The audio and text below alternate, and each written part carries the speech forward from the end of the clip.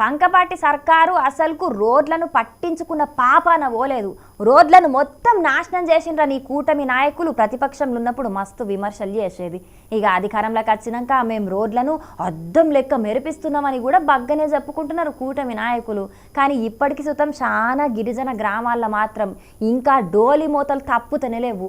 అందుకే ఈ ఊరోళ్ళు ఏం చేసి రోజు దండం పెడతాం, రోడ్డు సౌకర్యం కల్పించాలి.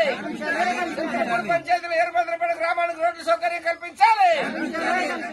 సీదా డిప్యూటీ సీఎం పవన్ కళ్యాణ్ సారే మాకు రోడ్డు సౌలతి జయ్యాలని అడుగుతున్నారంటే వీళ్ళు పవన్ కళ్యాణ్ ను ఎమ్మెల్యేగా గెలిపించిన పీఠాపురం జనాలు గిట్లా కావచ్చని అనుకునేరు.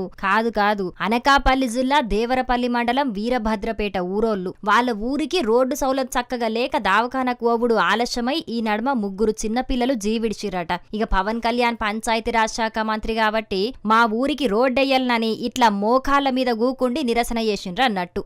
ఈ గ్రామానికి రోడ్డు సౌకర్యం కల్పిస్తామని గత సంవత్సరం 9వ నెలలోనే అధికారులు అందరూ వచ్చి ఇక్కడ ఎస్టిమేషన్ వేసి ఈ గ్రామాలకి మెటల్ సౌకర్యం లేదంటే సీసీ రోడ్డు వేస్తామని చెప్పేసి ఎస్టిమేషన్ వేసి ఉన్నతాధికారులకు పంపిస్తున్నట్లు తెలియజేయడం జరిగింది. అయినా గాని ఈ రోజు వరకు కనీసం ఒక్క రోడ్డు కాదు కదా, ఒక బెడ్ కూడా ఇక్కడ వేసినటువంటి పరిస్థితి లేదు. గిరిజనులందరూ కూడా ఈ రోడ్డు సౌకర్యం లేక నిత్యావసర వస్తువులు తెచ్చుకోవడానికి గానీ, పెన్షన్ సౌకర్యం గానీ, అదేవిధంగా స్కూల్ కి పిల్లలు వెళ్లాలన్నా గానీ, లేదంటే వైద్యానికి దేవరాపల్లి వెళ్లాలని గానీ అనారోగ్యాలు పాలై ఇక్కడ తీవ్ర ఇబ్బందులు పడినటువంటి పరిస్థితి ఈ రోజు కనిపిస్తా ఉంది. అది ముచ్చట. అధికారులు ఇదివరకే వచ్చి రోడ్డు మంజూరు చేస్తున్నామని చెప్పిరట గాని ఇప్పటి వరకు ఇంకా ఆ పనులు మొదలు పెట్టలేదట. ఇక రోడ్డు సౌలతి చక్కగా లేకపోవుట్లా మాకు మస్తు తిప్పలైతున్నది. ఇప్పటికైనా మాకు రోడ్డు సౌలతి చెయ్యాలని డిమాండ్ చేసిండ్రు. ఇక ఇది ఇట్లుంటే గిది చూడుండ్రీ.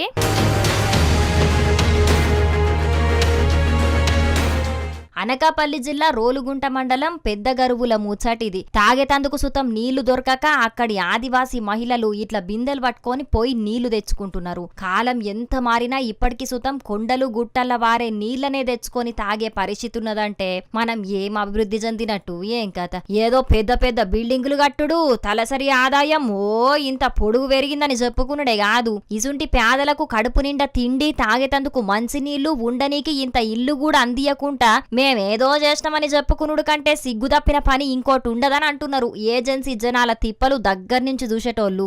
అవు మరి, లక్షల కోట్ల బడ్జెట్ పెట్టే రాష్ట్రంలో ప్రజలకు స్వచ్ఛమైన నీళ్లు కూడా ఇయ్యలేనప్పుడు ఎన్ని కోట్ల బడ్జెట్ పెట్టినా వాళ్ళకేం ఫాయిదా చెప్పుండ్రి. జర ఇప్పటికైనా సర్కార్ పెద్దలు ఆలోచన చేసి ఇసుంటోళ్లకు కనీసానికి తాగేతందుకు మంచి నీళ్లు